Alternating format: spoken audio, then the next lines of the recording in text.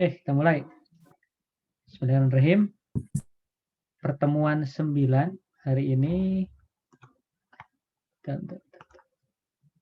Pertemuan 9 hari ini kurang lebih tentang desain Forex ya. Tapi materi yang banyaknya mengenai DFMA, Design for Manufacturing, dan juga Design for Assembling. Beberapa penelitian dari kakak tingkat kalian mungkin sudah dilakukan terkait dengan DFMA.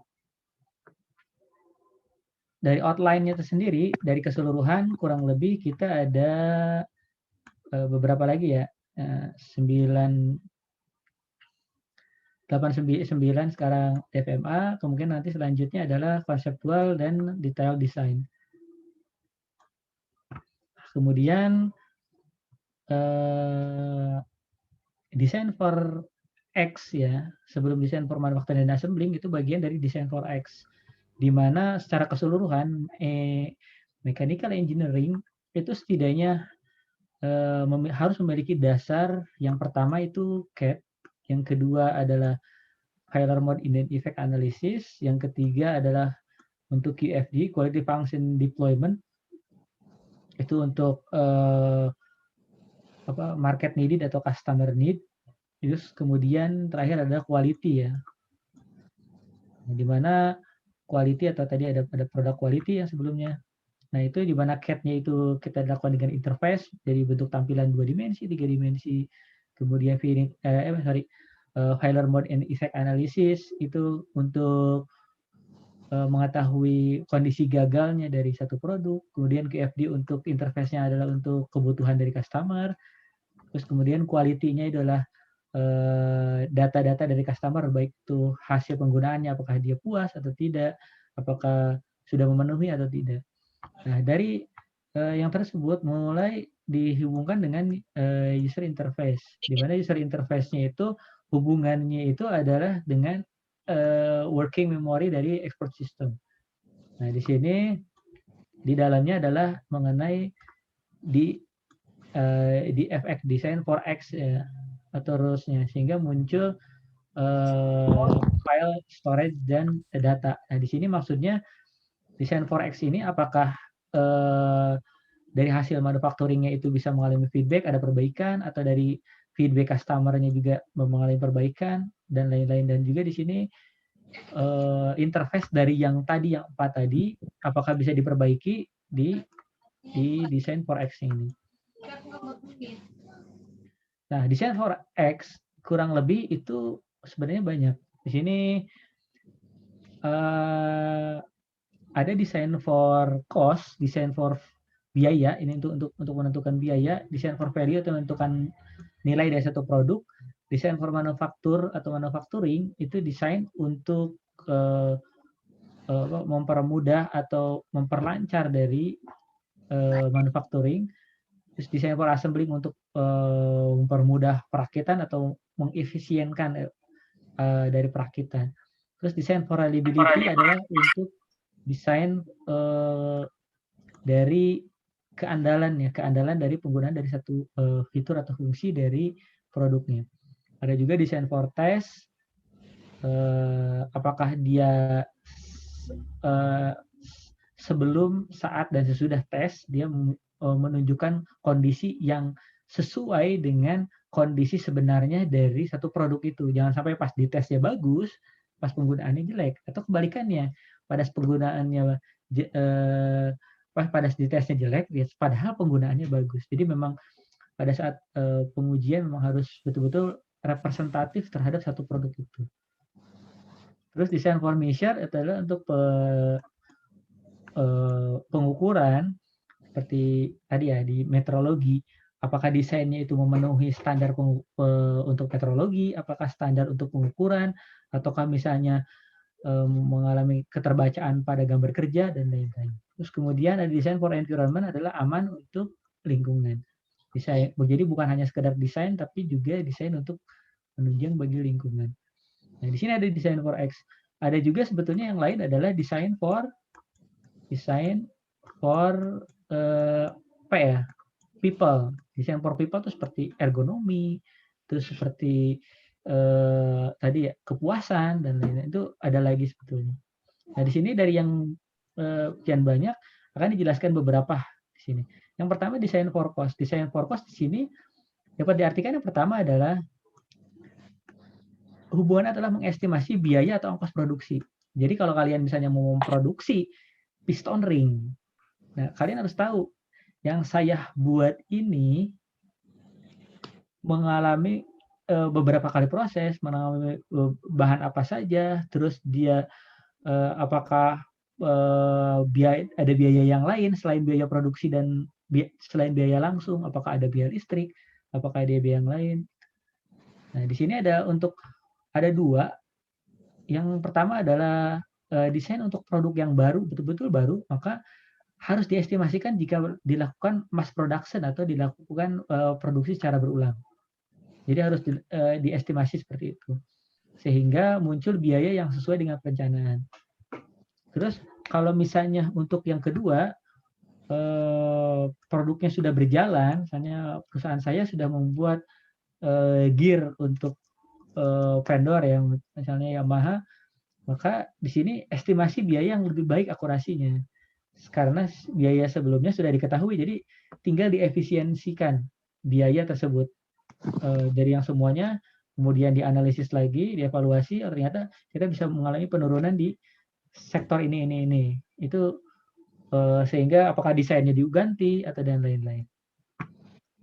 Nah, yang berikutnya ada untuk estimasi biayanya biasanya dibantu oleh vendor atau cost estimation spesialis ya. Biasanya ini ada posisi atau bagiannya ya, namanya cost estimation spesialis atau bagian dari purchasing sebetulnya. Ini ya, bagian dari purchasing atau cost estimator. Jadi untuk mengetahui kalau misalnya kalau saya ganti ini produknya belinya berapa ya? Kalau misalnya ini nanti yang bagian purchasing mau melakukan pembelian bahan ini jadi berapa itu.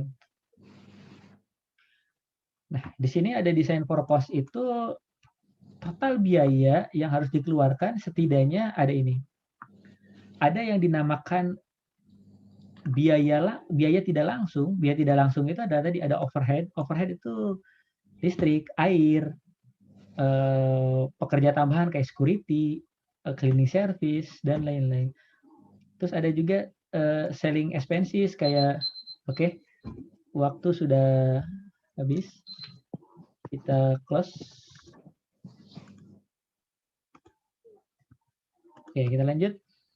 Kalau selling expenses itu seperti biaya penjualan atau biaya marketing sih kalau kita lihat. Kayak misalnya kalian beli motor di pabriknya dengan yang ada di dealer pasti beda kan harganya. Karena kalau yang di dealer itu sudah kena biaya marketing atau biaya sales.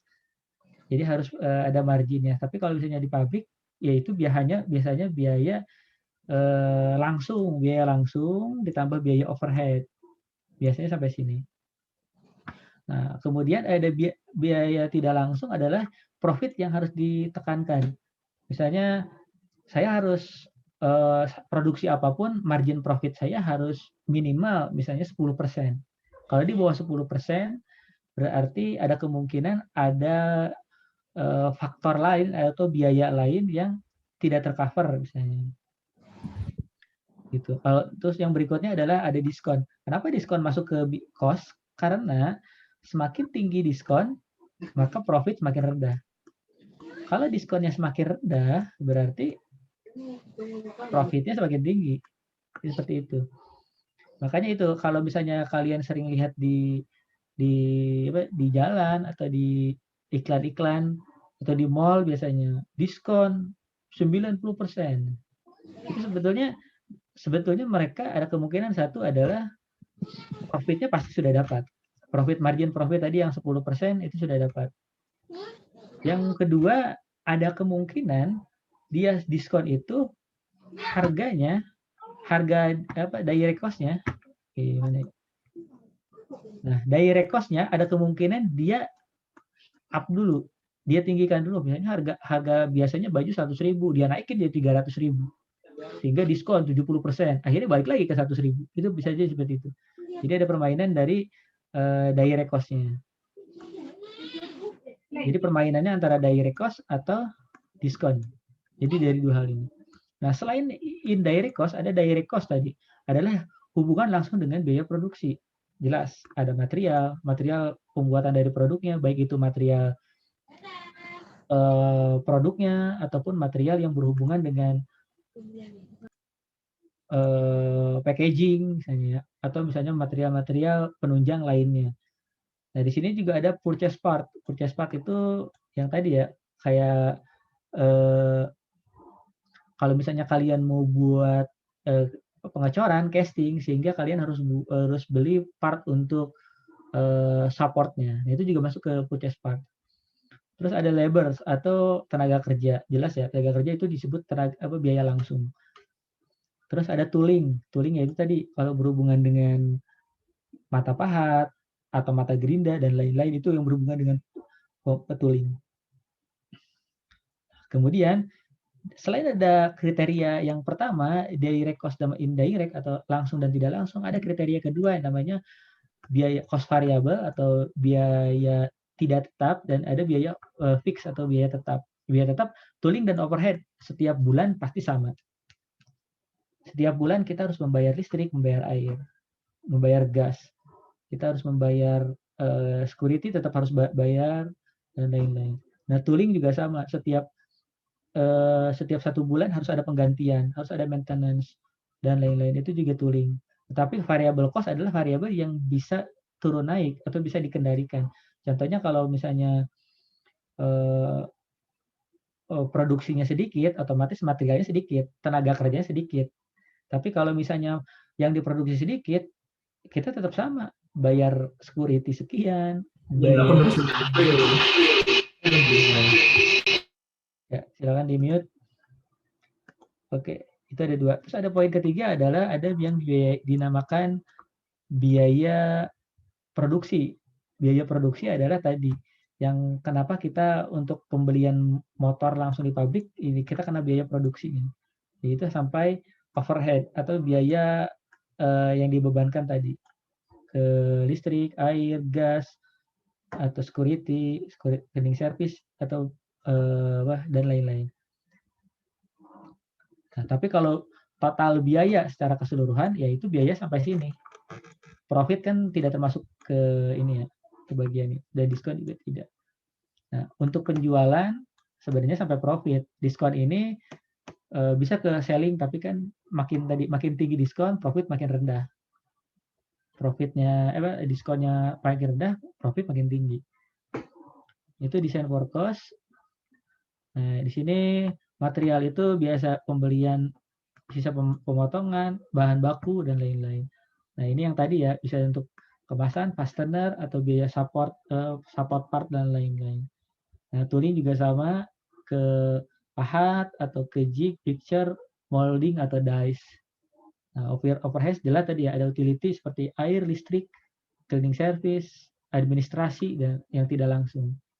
Nah, ini juga sama. Pengiriman, promosi, ada iklan, transportasi. Nah, ini juga ada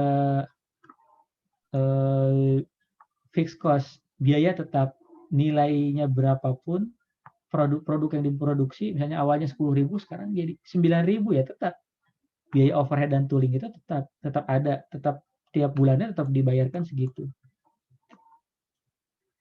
Nah, sedangkan variabel itu makin banyak yang dihasilkan, makin banyak pula variabelnya. Nah, HPP ya, ada yang disebut juga harga pokok produksi, ada juga harga pokok penjualan. Nah, biasanya kita kenal dengan harga pokok penjualan ya, bukan produksi, harga pokok penjualan HPP. Ya, karena manufacturing cost di sini adalah harga pokok untuk penjualan, dijual tanpa ada biaya dan tanpa ada profit. Nah, kalau yang di sini harga penjualan sudah termasuk keuntungan. Nah, di sini yang saya bilang tadi ada diskon dan lain-lain, itu sebenarnya untuk memotong biaya marketing, sales, retail. Retail tuh kayak tadi ya, kayak Auto 2000 itu kan retail. Terus kayak misalnya di mall-mall ada tenannya, itu juga retail. Nah, di sini ada keterangan rule of thumb. Rule of thumb. Rule of thumb. Thumb itu kan jempol ya. Berarti kalau misalnya rule of thumb itu bisa dibilang bahwa komponennya itu harus setidaknya 139. Jadi biaya material itu harus 1:3 dengan manufacturing cost. Tidak boleh lebih, misalnya materialnya ternyata 2:3. Nah, itu kan tidak bagus ya, atau tidak sesuai untuk rule of thumb. Jadi ini untuk yang kondisi ideal. Dan juga selling price-nya itu setidaknya berbanding 9. Itu untuk perbandingan idealnya.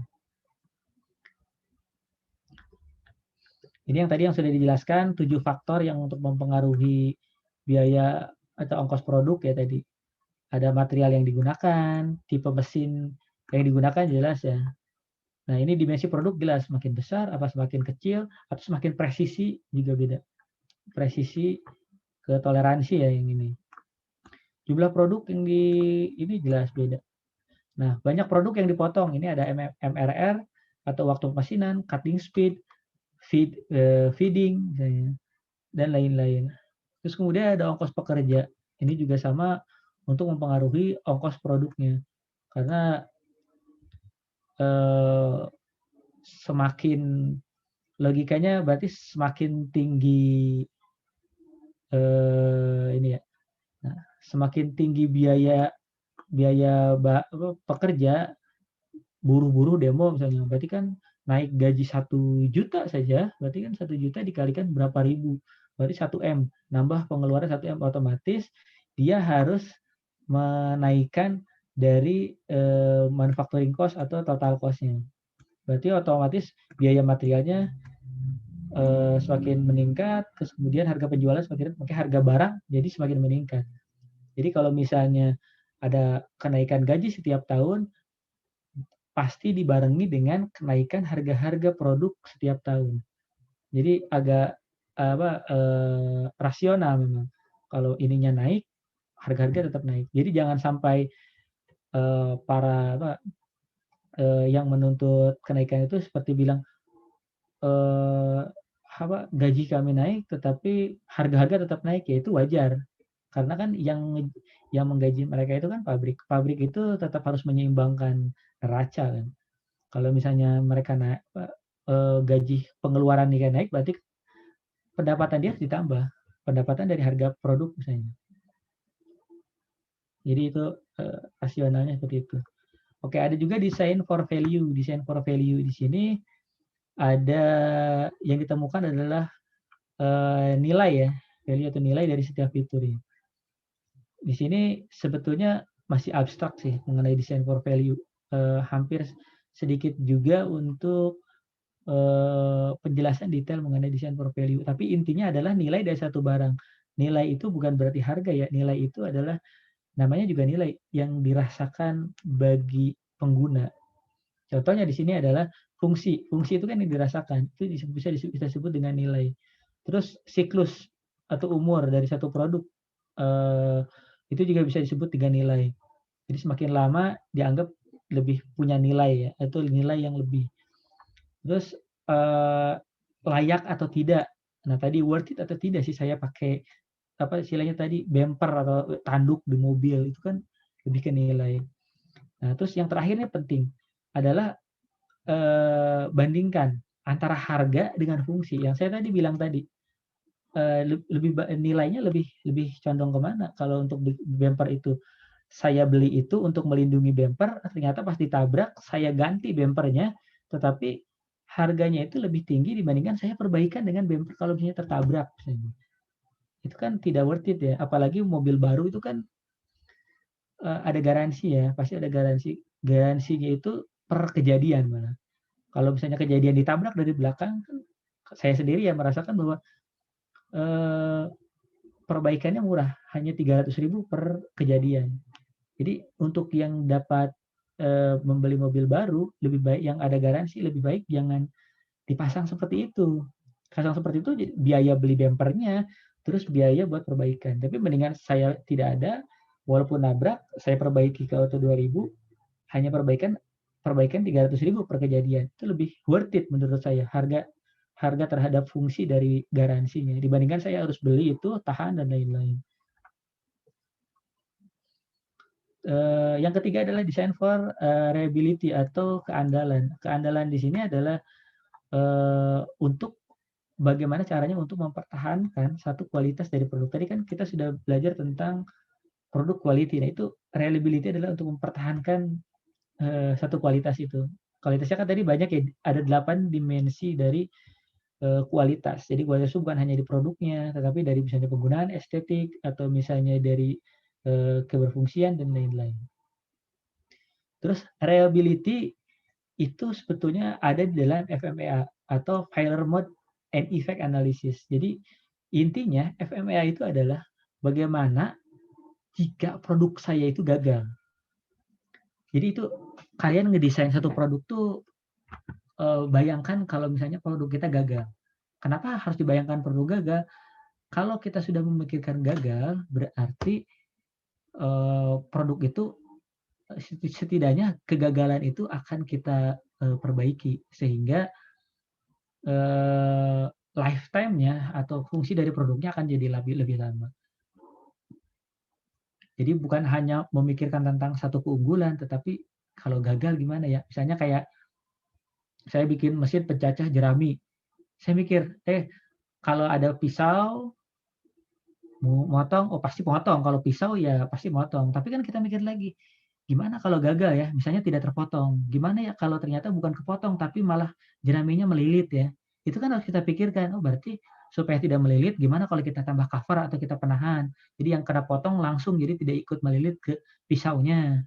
Itu kan bisa kita pikirkan pada saat mendesain satu mesin ya, satu produknya. Jadi jangan terpaku pada satu fungsi secara bekerjanya, tapi berpikirkan juga fungsi pada saat dia gagal.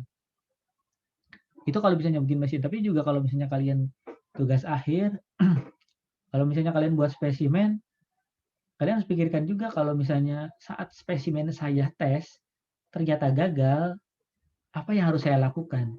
Atau apakah saya harus buat lagi, akan lama lagi. Makanya, gimana kalau saya buat spesimennya lebih banyak?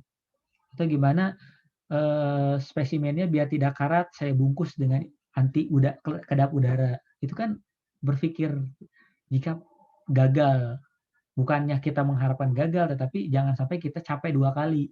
Kita udah ke Bandung misalnya untuk pengujian, ternyata ini barangnya gagal Mas, ada lagi nggak? Nggak ada. Kita balik lagi ke Karawang, bikin lagi, balik lagi ke Bandung.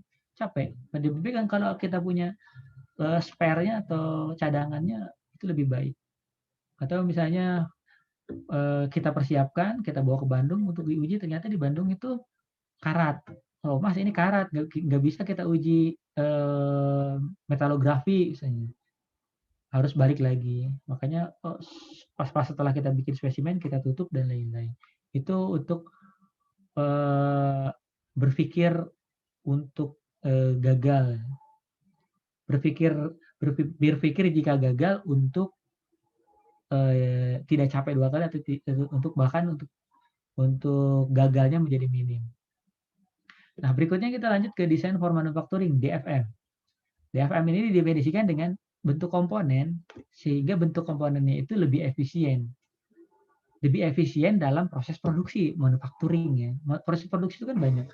Ada misalnya machining, drilling, casting, misalnya ada welding dan lain-lain. Nah, di sini keywordnya ini ya, untuk lebih efisien bentuknya ya. Atau juga produksi dengan kualitas yang lebih tinggi. Atau yang kedua adalah mendapatkan hasil yang konsisten. Hasil yang konsisten itu maksudnya mau batch berapa ribu atau berapa puluh ribu kalian buat, itu konsisten hasilnya. Hasilnya dengan kualitas yang sama. Jangan sampai nanti kalian buat di produk yang ke 1 sampai 100 itu bagus, ternyata 100 sampai 200 sudah mulai jelek. Terus kalian repair lagi, perbaiki lagi, nanti berikutnya 100 bagus, 100 berikutnya jelek. Jangan sampai seperti itu. Jadi mau berapapun itu konsisten hasilnya. Walaupun ada penyimpangan di sana, itu sudah terdeteksi. Setelah 10.000 ada penyimpangan dimensi, kita perbaiki, kita offset, selesai. Terus yang berikutnya yang ketiga, itu adalah menghindari proses yang menyebabkan hasil yang buruk atau NG nih, defect nih. Jangan sampai kita buat malah produknya banyak yang NG. Otomatis produk yang banyak NG berarti ada resource yang terbuang. Resource-nya itu resource material yang terbuang. Ongkos pekerja yang sia-sia. Tadi biaya overhead yang terbuang sia-sia. Berarti bukan hanya sebatas produk yang gagal. Oh, ini cuma produk satu aja rusak. Tapi di balik itu kan ada biaya yang lain. Ada biaya treatment, ada biaya pengiriman, ada biaya material, ada biaya potong, ada biaya pekerja, ada biaya listrik, biaya tenaga, dan lain-lain. Itu makanya jangan meminimumkan nilai NG tadi. Yang keempat adalah kemudahan terhadap proses produksi. Salah satunya adalah penggunaan jig and fixture adalah salah satu bentuk upaya untuk design for manufacturing. Contoh satu untuk DFM. Banyak yang sudah penelitian, kita bahas untuk yang di sini. Contoh, di sini dibuat di SolidWorks, kita lihat bahwa produk yang dibuat oleh desainer, oleh kalian, itu mau dikirim ke bagian produksi misalnya. Dia melihat gambar seperti ini. Ini tidak sesuai dengan desain for manufacturing. Nah, ini dari contohnya. Ini too thin for stamping. Dia terlalu tipis untuk di stamping, lihat. Karena stamping ya untuk forging, piercing ataupun blanking itu kan dia menggunakan punch ya, menggunakan punch dengan misalnya 1000 ton. Nah, kalau dia terlalu tipis itu pada saat dia di punch itu akan mengkelinting apa ya?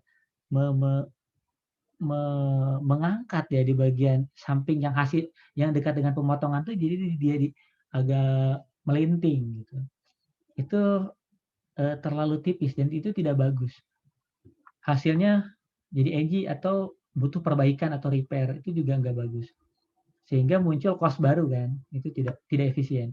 Terus di sini double flank for stiffness ini lihat, ini sangat sulit untuk dibengkokkan. Double flank nih. Di sini flank, di sini flank. Di sini ya. Jadi di sini itu agak susah untuk dibengkokkan nanti. Ini agak sulit.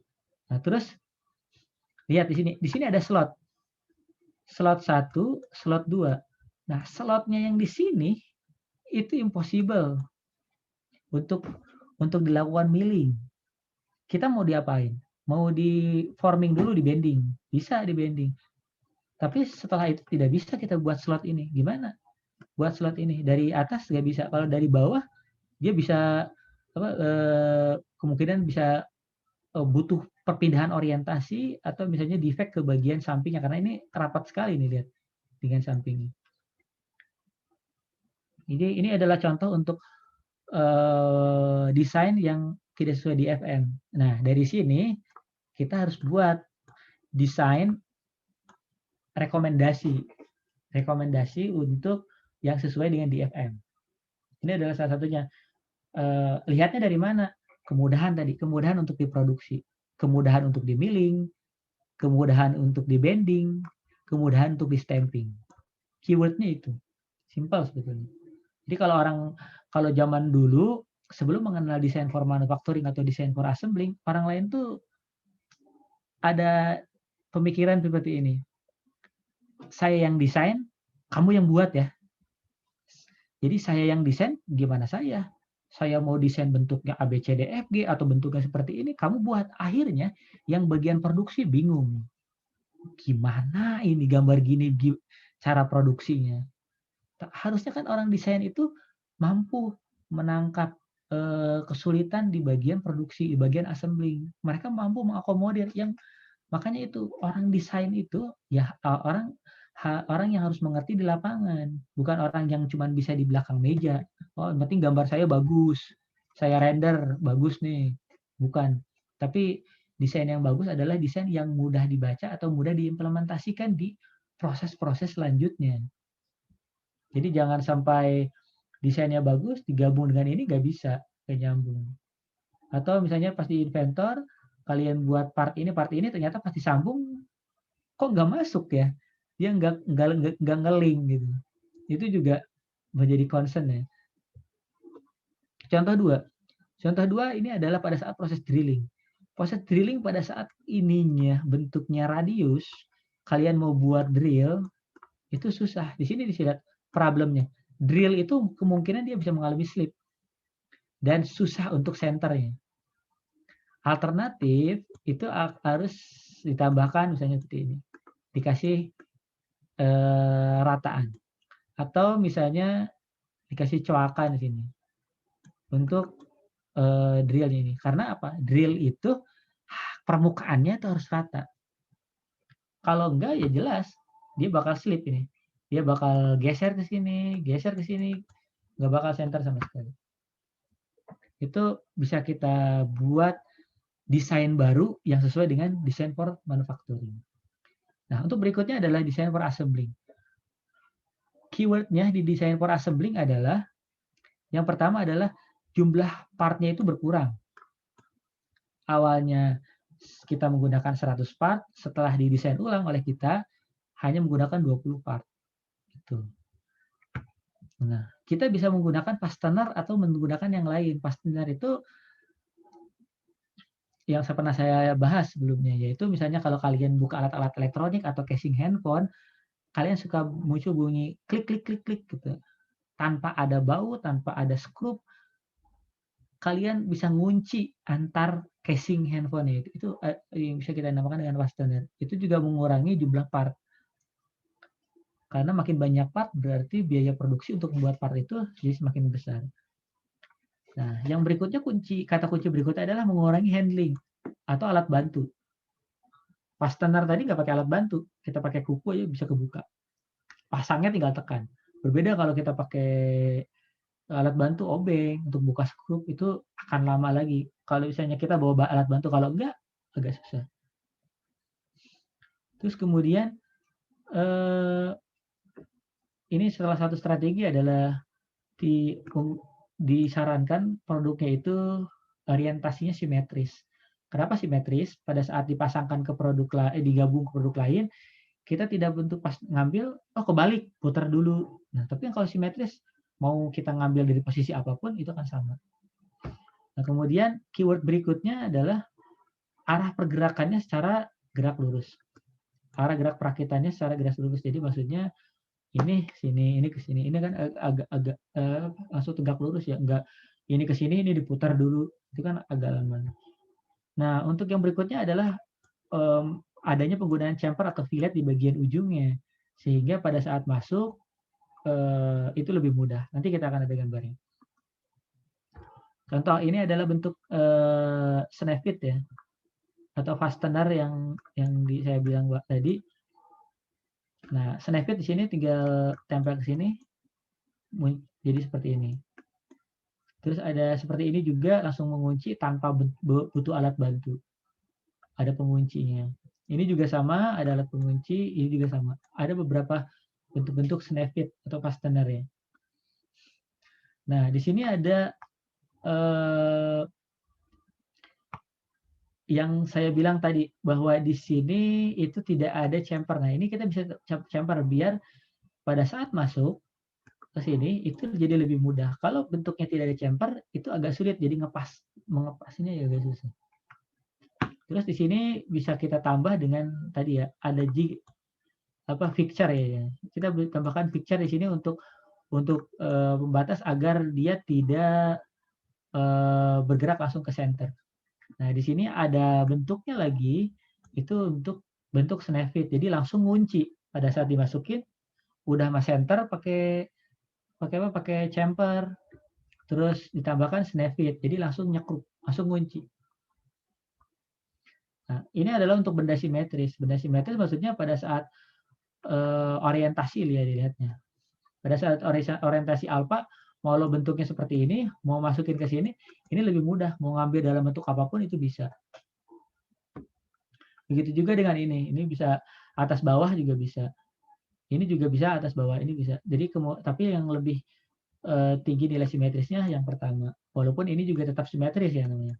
Tapi kalau tidak simetris, nah itu agak susah ya. Kalau misalnya yang bawah dan atas beda, nah itu akan lebih lama, membutuhkan waktu lebih lama untuk proses perakitan.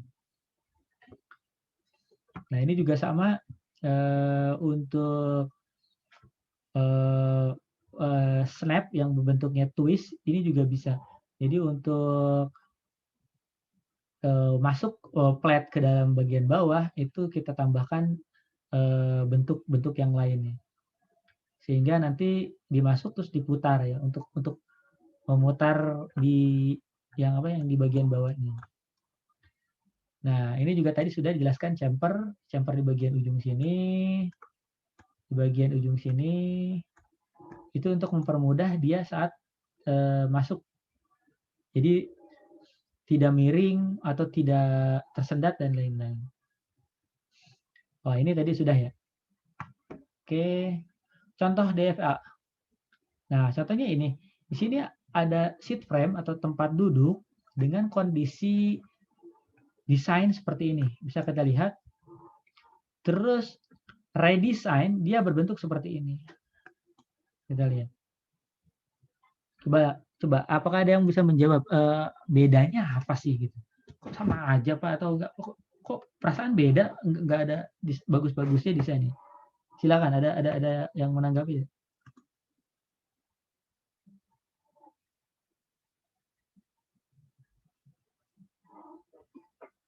Halo, wah yang jadi udah tidur nih. Jelas Pak. Menanggapi Pak. Gimana? Siapa tadi? David Pak. Halo? Ya Pak. Apa tadi? Oh, kenapa Ridhoi? Ya Pak, boleh Pak. Saya kalau ingin menanggapi untuk perbedaan di antara kedua gambar itu, yang pertama dari sisi aslinya dilihat dari yang gambar sebelah kiri. Ya. Maaf Pak, itu slide-nya. Kenapa? Nah, dari gambar ada Pak. Dari gambar sebelah kiri bisa dilihat di situ membutuhkan semacam assembling atau untuk perakitan sendiri baut itu ada 5 ya Pak, sekitar 5. Nah, untuk gambar 2 itu lebih simpel Pak untuk pemasangan itu sendiri. Terus ada lagi? Silakan. Untuk sementara itu sih Pak. Oke. Ada yang lain mungkin? Menanggapi Pak. Menjawab. Ya, Henok.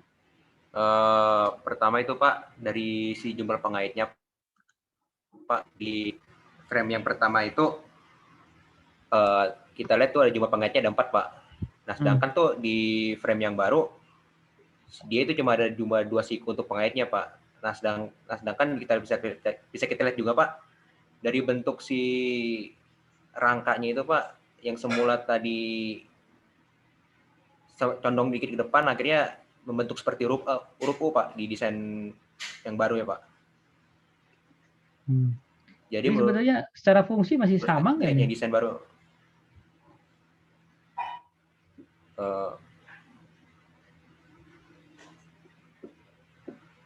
Menurut saya sih sama Pak.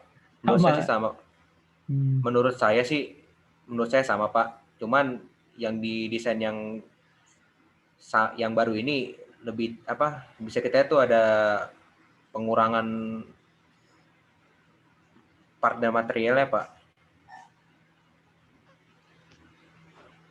Oke. Kita lihat betul ya. Intinya saja lihat DFA. DFA itu tadi ada keywordnya. Pengurangan jumlah part. Pengurangan jumlah part kita bisa lihat. Dari rangkanya saja, ini dia ada sampai sini 1. Ada bahan ini 2. Bahan ini 3. Ini 4. Ini 5. Ini 6. 7. 8. 9. 10. 11. Ini sudah ada 11 part. Terus untuk sambungannya, ini 1 lubang ini 2. Di satu ini ada 2 lubang. Berarti di sini tiap ini ada 2 lubang. Itu udah nambah komponen baru lagi. itu nambah komponen baru, misalnya bautnya ya. Berarti butuh alat bantu, mur baut. Terus kita tambah biaya produksi. Kita lihat biaya bendingnya saja ya. Di sini bending, di sini bending, di sini bending, terus di sini dilas, di sini dilas, di sini dilas, di sini las. Itu biaya produksi. Tidak efisien pekerjaannya. Berarti pada saat assembling, las itu kan masuk biaya assembling ya pada saat perakitan. Dilas atau dilem dan lain-lain. Itu dilas semuanya banyak. Terus muncul lagi adalah biaya untuk pemasangan misalnya. Biaya pemasangan itu harus benar-benar dipegang 2 orang baru dilas. Harus atau misalnya pakai jig and fixture juga bisa. Tapi kita bandingkan dengan desain yang baru, dia ada 1 huruf U, 1 di sini 1, 2, kok ini 3, ini 4. 4. Sekarang biaya assemblingnya. Ini dilas, ini tidak dilas. Ini tinggal nempel gini. Terus kalau misalnya tadi jelas ya biaya produksi ada dilubangi dan lain-lain. Ini juga sama dilubangi. Tapi kan satu produk ini itu kalau di stamping itu sekali punch dia 1 kali proses. Dia langsung membentuk, bisa langsung membentuk seperti ini. Sama seperti yang ini, bisa membentuk seperti ini langsung. Ada. Karena ini yang DFA, kita fokus ke DFA adalah yang tadi jumlah produk, apa jumlah waktu. Kalau yang ini jelas jumlah karena pengelasannya banyak, otomatis waktu yang dibutuhkan banyak. Belum menempel tadi baut dengan part lain. Yang ini tidak ada, ini cuma pasang ke sini, pasang dilas, ke sini pasang, selesai. Tinggal nempel ke part lainnya di sini. Tuh. Nah, sekarang kalau misalnya dari sekefungsiannya jelas harus fungsi redesign-nya itu harus fungsi dengan fungsi yang sama. Atau jangan sampai yang tadinya seat frame malah jadi bukan seat frame. Kalau fungsinya sama ya nggak masalah. Jadi tinggal kita pikirkan bahwa kalau misalnya ini untuk frame-nya, misalnya untuk sandarannya atau untuk bagian kaki-kakinya, ya berarti fungsinya sama. Jangan ada yang berubah. Gitu. Jadi di desainnya itu harus betul-betul dengan fungsi yang sama. Oke, contoh yang kedua, di sini ada 3 solusi pada desain isu yang sama. Oke, sekarang yang lain coba kita jawab pertanyaan komentarnya. Mana yang lebih baik atau prefernya? Kenapa alasannya?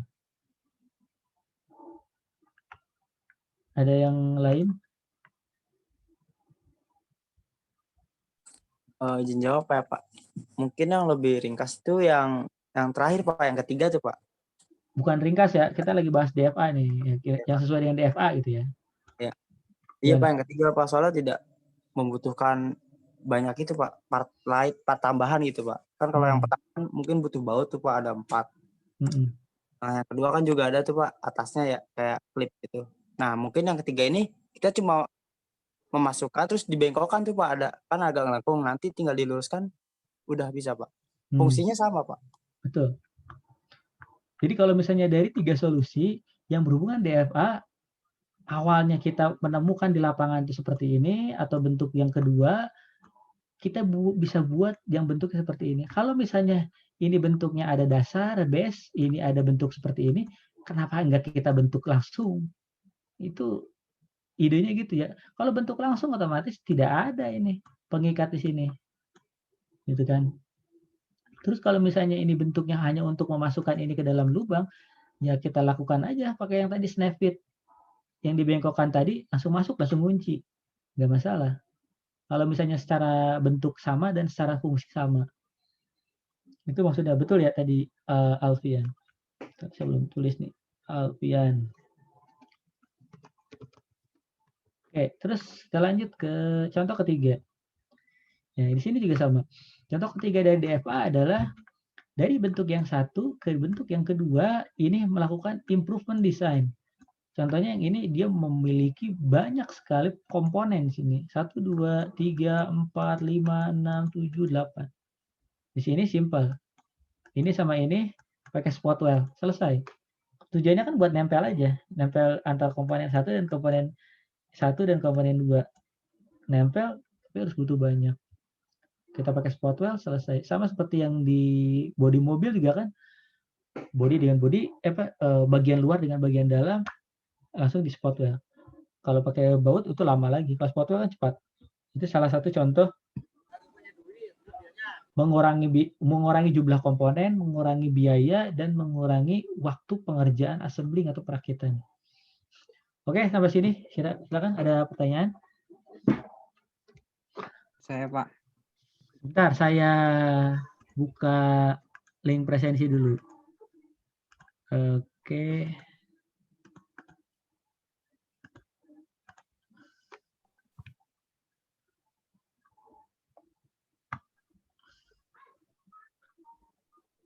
Saya kirim di chat, silakan isi maksimal 2140 ya.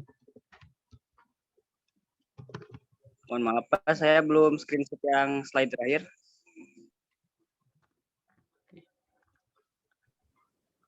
Silakan yang mau screenshot atau mau yang bertanya.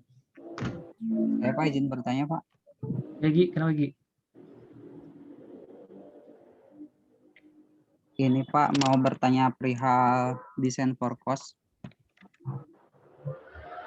Sebentar, saya oke. Desain for apa Gi? Desain for cost Pak. Oh oke, cost. Oke, ini ya. Iya Pak. Nah, yang mana, yang ini atau yang mana ya? Pertanyaannya dulu deh. Ini Pak kan biasanya tuh proses penggunaan target costing kan diawali dengan harga pasar ya Pak. Dilihat juga dari harga pasarannya gitu. Selain dari biaya produksi yang dikeluarkan. Nah, kalau semisalnya si perusahaan ini memproduksi barang yang diferensial gitu Pak, dan sulit untuk ditentukan harga pasarannya, itu kira-kira bakalan efektif nggak Pak buat penggunaan target costingnya itu? Sebetulnya yang harga di pasaran itu kan yang di poin 2 ya. Di poin 2 itu desain ulang produk. Misalnya orang lain bikin mesin tadi pencacah ini harganya mahal. Kita bisa aja buat baru. Tinggal kita estimasi cost-nya tadi bisa berapa, bahkan lebih murah. Itu lebih mudah sebenarnya. Tapi kalau misalnya yang tadi yang di nomor 1, di pasaran itu tidak ada. Berarti kan kita harus membuat desain yang baru. Tidak ada patokan pasar ya. Nah, berarti ini sebetulnya adalah satu kesempatan untuk membuat atau menentukan harga yang sesuai dengan kita sendiri, tidak ada intervensi dari produk yang lain yang sejenis. Jadi kita mau menentukan harganya 2 juta, 5 juta, 7 juta ya bebas. Bentar, ini Reinhardt nih. Ya gitu Gi. Jadi sebetulnya kalau tidak ada harga pasar atau sulit untuk menentukan dan di pasaran jarang atau bahkan belum ada, itu malah lebih mudah menurut saya untuk menentukan cost-nya ya, untuk menentukan cost-nya.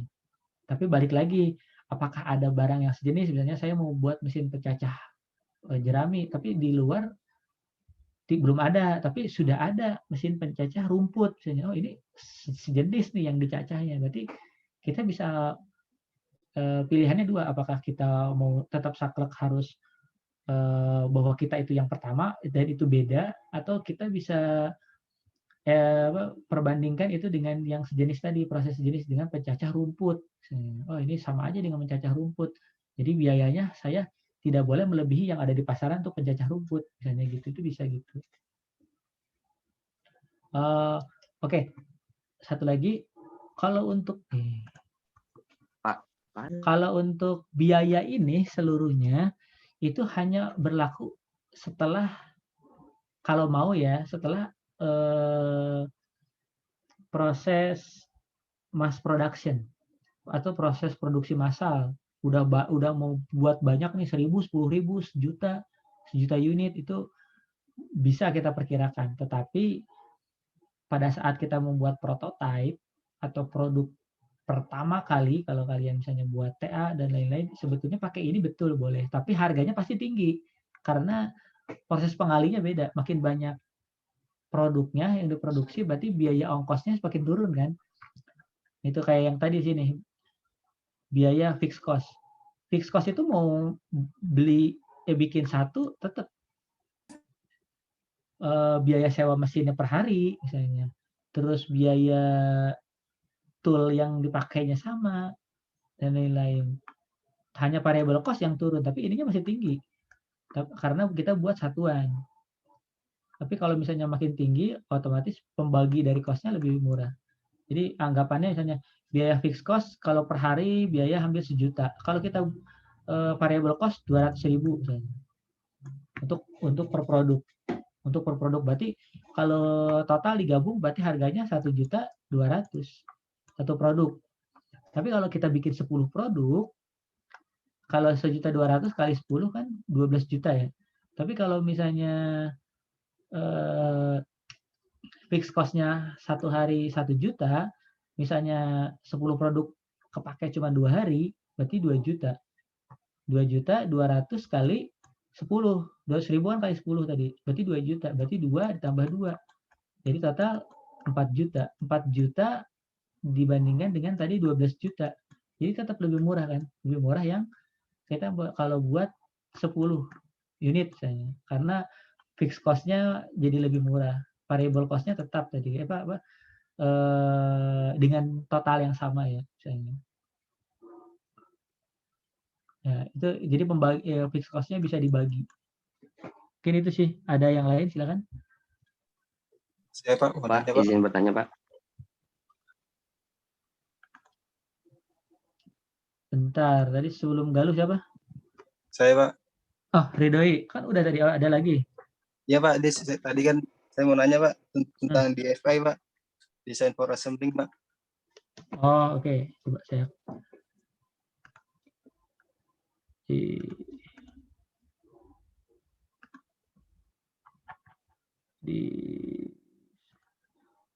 ya, kenapa ini? Kan di situ kan untuk mengurangi jumlah penggunaan part itu kan salah satunya dengan penggunaan fastener tuh Pak. Nah biasanya tuh untuk fastener ini biasanya kalau misalkan di pabrik ini oke lah untuk pemasangan lebih mudah Pak, penggunaan partnya juga lebih sedikit. Cuman biasanya kalau udah di tangan konsumen tuh biasanya Pak, misalkan kita mau buka produk misalkan HP lah, kita mau buka ternyata si fastener ini malah patah Pak. Nah jadi dari customer sendiri pandangannya, wah produk ini bisa mengurangi image perusahaan Pak, itu gimana ya Pak nantinya? Sebenarnya menurut saya sih tidak ada hubungannya ya fastener atau snefit tadi patah dengan image perusahaan. Biasanya yang terjadi kerusakan misalnya ya, saya buka casing handphone, buka tidak langsung rusak sih. Tapi kan ada orang yang bukanya kasar rusak. Nah sebenarnya kan agak kalau dibandingkan agak aneh ya. Saya buka saya tidak rusak, tapi Ridhoi buka tapi rusak. Nah itu kan berarti ada salah dengan produk yang sama, tapi kan ada salah dengan cara penggunaan. Berarti kan tidak langsung ke image perusahaan sih kalau menurut saya. Jadi kecuali siapapun yang buka, saya mau buka pelan, saya mau buka kasar, tetap rusak. Nah itu baru image perusahaannya yang buruk. Jadi kalau yang tadi saya buka secara gentle atau pelan itu baik-baik saja, kalau yang dibuka kasar rusak ya itu jelas kelihatan bahwa metode pembukaannya yang salah. Terus itu lebih baik daripada kalian pernah lihat handphone yang kedap air gitu ya, anti air. Nah itu tuh dia pakai skrup ya, pakai skrup, bahkan skrupnya sampai rapat sekali sehingga tidak ada air yang masuk. Nah itu sebetulnya memang disarankan untuk tidak sering dibuka. Makin sering dibuka maka ada celah untuk air atau udara masuk. Kalau itu kan tidak ada yang keluar ya. Jadi sebetulnya itu. Tapi kan ada anti air juga ada kekurangannya ya. Berarti tidak ada udara yang keluar. Tidak ada panas, berarti panasnya mengalami konduksi saja, tidak mengalami konveksi ataupun radiasi. Ya, jadi itu sebenarnya sih saya fastener Snefit rusak itu tidak ada korelasinya sih dengan image perusahaan. Image perusahaan jelek itu misalnya tanpa kita buka apa-apa, misalnya handphone dalam keadaan diam, tiba-tiba handphone meledak. Nah, itu image perusahaan. Atau misalnya saya baru cas 5 menit, tiba-tiba baterainya ngembung. Itu tanpa kita lakukan apa-apa gitu kan, karena kan normatif ya. Tapi kalau misalnya dibuka kan banyak variabelnya, apakah dibuka pelan atau dibuka cepat, dibuka kasar gitu. Atau misalnya image perusahaannya data stealing misalnya. Kok kita nyimpen kok data kita terupload sendiri atau ada yang mencuri, nah itu image perusahaannya agak jelek. Mungkin itu ya seperti tadi Ridhoi. Jadi sebetulnya yang mengurangi image perusahaan atau brand perusahaan itu tidak semudah itu sih. Jadi banyak variabelnya ya. Baik Pak, terima kasih Pak. Enggak. Kalau apa tadi? Galuh? Iya Pak. Saya izin bertanya Pak. Kenapa terkait FMEA dan juga desain for cost. Nah, yang pengen saya tanyakan, ketika kita menganalisis suatu mesin dengan metode FMEA, lalu kita menemukan nih sebuah solution untuk mengatasi kecacatan ataupun kerusakan yang akan terjadi ke depannya dalam sebuah mesin. Akan tetapi biasanya untuk sebuah improvement atau pembaruan dari sebuah mesin ada yang namanya peningkatan cost atau dari segi cost-nya ini si mesin yang akan kita rancang yang terbaru ini dia jauh lebih mahal gitu Pak pengeluaran anggarannya. Nah itu kira-kira hal yang tepat untuk menyikapi ini bagaimana ya Pak? Apa kita tunda dulu pembaruannya atau kita tetap adakan pembaruan dengan material yang harganya jauh lebih murah atau bagaimana Pak? Itu Pak. Dan yang terakhir ini pertanyaan sebenarnya general.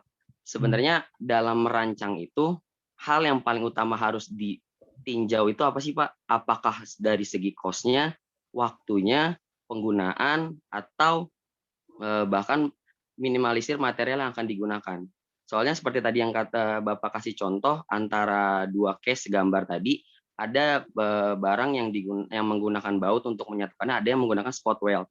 Nah kalau misalnya kita tinjau dari segi cost, sudah jelas pasti jauh lebih murah yang menggunakan baut.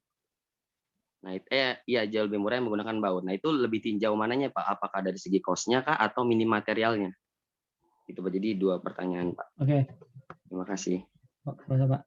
Oke, sebentar saya close dulu absen ya. Oke, sudah. Oke. Saya jawab yang kedua, yang paling utama. Nah, itu yang saya bilang tadi. Proses desain itu kan dari proses pencarian kebutuhan dari customer, kemudian lanjut ke desain, kemudian lanjut ke produksi, terus kemudian after sales atau after produksi. Nah, menurut saya semuanya rangkaian itu penting. Jadi kalau ada satu faktor yang tidak sesuai, yang diabaikan, berarti itu mempengaruhi keseluruhan satu sistem. Tetapi kalau harus dipilih mana yang paling penting, jelas saya memikirkan bahwa yang paling penting adalah bagian desainnya. Di mana desain yang dimaksud adalah bukan desain yang serta-merta gambar, yang seperti yang beberapa orang utarakan. Jadi desain di sini adalah desain yang di mana desainnya itu dia harus melakukan tadi market need dulu, yang dibutuhkan apa, terus dia misalnya mau diproduksi, gambarnya itu harus sesuai dengan yang tadi ya DFM, jadi tidak mempersulit yang manufaktur dan tidak mempersulit yang assembling. Terus di situ dikasih penjelasan proses apa yang akan dilakukan di situ, dikasih keterangan, oh ini spot weld, oh ini milling, ini dikasih bubut, terus bubutnya berapa sampai diameter berapa. Proses desain itu menurut saya yang paling penting dibandingkan yang lain, karena jika itu dilaksanakan, maka proses yang lainnya seperti proses produksi, proses quality, proses assembling, proses packaging, proses pengiriman lancar semua karena jelas. Jadi desain itu seperti kita membuat panduan dari produknya itu. Itu menurut saya yang paling penting. Terus Yang nomor 2 tadi masalah dari baut dan spotwell mana yang lebih murah? Ini dari sudut pandang mana dulu? Kalau bikin satu, yang satu yang bikin siapa dulu? Kalau yang satunya bikinnya Galuh, mungkin lebih murah yang baut ya, yang lebih murah karena tinggal beli harga 500 misalnya selesai. Tetapi kalau misalnya yang bikinnya perusahaan, bikin satu itu yang murah yang spotwell. Walaupun bikin satu karena dia punya alatnya, tinggal dipasang. Gitu. Jadi balik lagi sebetulnya balik lagi ke fungsinya sih. Fungsinya ini kan karena DFA itu tadi ada keywordnya ya, mengurangi jumlah part atau mengurangi waktu assembling. Nah, kalau ini balik lagi ke fungsinya. Fungsinya itu kalau untuk DFA tadi sesuai, tapi kalau untuk fungsi yang lain, contohnya dari 2 ini, mana yang lebih kuat untuk menahan beban puntir? Nah, itu kan beda lagi. Oh, jelas nomor 1. Jadi harus ada concern di fungsinya tadi untuk bagian itu. Tapi yang kalau beberapa komponen yang di spotwell biasanya hanya tidak ada beban puntir, jadi dia lebih ke beban impact ya. Dan itu ada di beberapa titik kalaupun di bodi mobil. Itu sih, jadi sebetulnya tergantung dari sudut pandang mana dulu ya yang kayak nomor 2. Terus yang nomor 1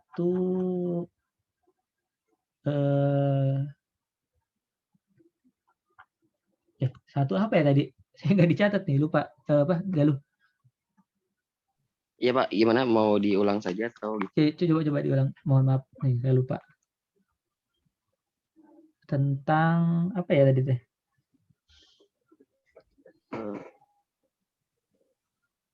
Kalau tidak salah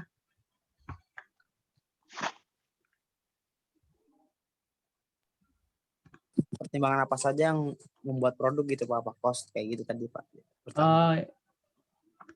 Cost ya tadi, yang cost ya. Iya Pak, jadi misalnya kita sudah menganalisa sebuah mesin nih Pak dengan metode FMEA. Ternyata di kondisi lapangannya harga ataupun cost yang kita keluarkan untuk pembaruan ataupun improvement dari mesin kita ini jauh lebih mahal Pak. Dan itu kurang efisien gitu Pak. Nah itu jadi, gimana Pak menyikapi hal tersebut? Kalau itu nyambungnya ke yang pertemuan sebelumnya yang 8, itu tuh lebih ke metode analisis SWOT-nya. Jadi analisis SWOT-nya itu produk kamu itu posisinya ada di mana. Kalau produk kamu posisinya ada di posisi strength, dengan brand yang bagus, dengan modal yang bagus, kamu mau naikin harga, nggak masalah dengan kondisi yang sama. Tetapi kalau kamu ada di kondisi yang weakness, brandnya tidak terkenal, belum terkenal, untuk menaikkan, untuk membuat redesign produk yang baru, tapi cost-nya tinggi. Nah, itu harus menjadi concern. Kalau misalnya cost-nya agak beda sedikit, 100.000 atau 200.000, apa yang kalian tawarkan dulu? Apakah penambahan fitur, atau penambahan umur pakai misalnya, atau penambahan garansi, itu yang harus ditawarkan. Jadi memang harus ada take and give-nya. Jadi jangan sampai pada saat ngedesain ternyata lebih mahal, stop. Berarti tujuan kalian untuk redesign berarti sudah bisa dibilang sudah gagal. Karena tujuannya redesign itu adalah menuju sesuatu hal yang lebih baik. Kalau misalnya redesign menjadi lebih buruk, ya sudah stop. Masyarakat atau pasar pasti dia akan menerima. Gitu. Kecuali dengan harga yang sama, tapi dengan fitur atau keunggulan yang lebih baik. Itu bakal menjadi nilai jual yang lebih ke customer-nya. Tapi kalau misalnya lebih mahal dengan harga yang sama, ya sudah, mending jangan dibuat. Atau kalian lakukan desain berulang-ulang. Redesign lagi, tapi jangan dibuat. Redesign lagi, terus kalkulasi cost lagi, redesign lagi, kalkulasi cost. Terus iterasi itu terus sampai menemukan desain yang paling optimal dengan harga yang lebih rendah dibanding pasar. Kalau menurut saya seperti itu, Galuh. Jadi jangan habiskan usaha kamu di satu hal yang apa ya, yang tujuannya udah pasti tidak tercapai gitu. Kalau udah pasti ancar-ancarnya tujuannya itu tidak akan tercapai, lakukan action lebih dini. Lakukan desain lebih awal, desain ulang lebih awal. Jangan sampai saya udah kepalang desain ini buat TA, ya udahlah jalan aja ini. Mumpung baru mulai, lakukan itu desain ulang. Gitu. Jangan sampai nanti bisa dibilang produk kalian adalah cerminan dari desainernya. Produk itu adalah cerminan dari desainernya. Jadi kalau produknya jelek, otomatis bisa dibilang, wah desainernya nggak bagus nih, nggak kompeten. Gitu. Kalau misalnya desainnya bagus, harga bersaing, wah berarti desainernya inovatifnya. Orang kan bakal bilang seperti itu. Makanya kalau bisa sebelum itu dipublish, sebelum itu dipasar ke pasaran atau sebelum dibuat, kalau ada waktu, ya desain ulang saja, mumpung ada waktu. Itu maksud saya. Dan tujuannya kita adalah bukan untuk menggugurkan kewajiban desain itu, tapi untuk melakukan hal yang bersaing, yang inovatif dan kreatif. Mungkin itu dari saya dulu. Sudah. Ya baik, Pak Dery. Terima kasih banyak atas jawabannya. Oke. Sama-sama. Berarti sudah ya? Saya tutup. Silakan kameranya dinyalakan lagi. Kita foto lagi ya.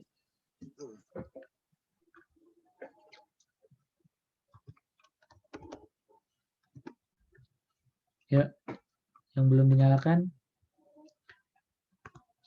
yang belum cuci muka, udah cuci muka semua ini. Udah Pak. Oke, ya gitu dong tuh. Ismail tuh keramas dulu tuh. Iya Pak, nanti Pak pagi. Pagi. Oke. Il keramas Il. Oke, siap. Oh ya, ini tolong ya. Masih ada yang pakai kaos nih. Oh, ini harus saya tandai nih foto-fotonya nanti nih. Yang pakai kaos tuh